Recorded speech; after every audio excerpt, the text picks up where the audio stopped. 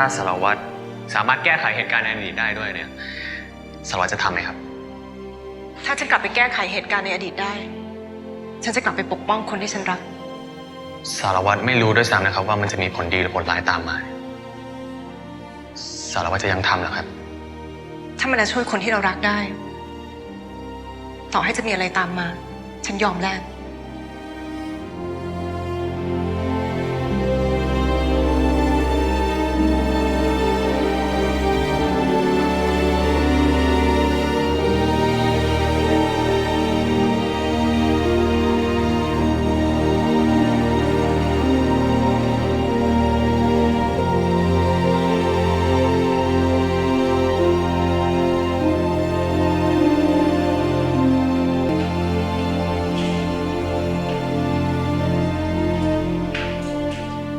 ที่แจ้งไปไม่จริงใช่ไหมคะ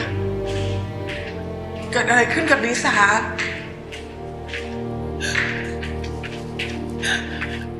อีกเรื่องหนึ่งนะครับสารวัตรแค่ได้นั่งดูรูปนี้ทุกวันเนี่ยมันไม่ช่วยทำให้ตำรวจอย่างสารวัตรมีเกียรติขึ้นมาจริงๆได้หรอกนะครับถ้าจะเอาแต่ว่าตำรวจทำตัวเองให้เป็นตำรวจที่ดีให้ได้ก่อนเถอะสารวัตรเองก็เหมือนกัน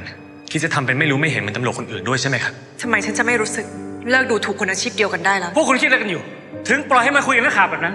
ฉันเป็นคนให้เขาพูดเองค่ะถ้ามีอะไรผิดพลาดฉันรับผิดชอบทุกอย่างเองค่ะสารวัตรเป็นไงบ้างครับผมหมายถึงที่คอครับเป็นอะไรมากไหมครับนิดหน่อยไม่เป็นไรมากหรอกเข้าไปคนเดียวแบบนั้นนี่มันอันตรายถ้าต้องกลัวเรื่องแค่เนี้ยฉันคงลาออกจากการเป็นตำรวจไปนานแล้วน่ะ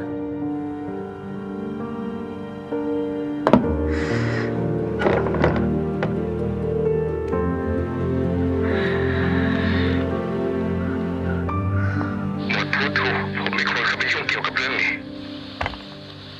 ผู้กองต้องจับตัวคนร้ายตัวจริงให้ได้สิครับสิ่งไหนที่มันผิดพลาดไปแล้วอะเราก็ต้องแก้ไขมันถูกต้องสิครับ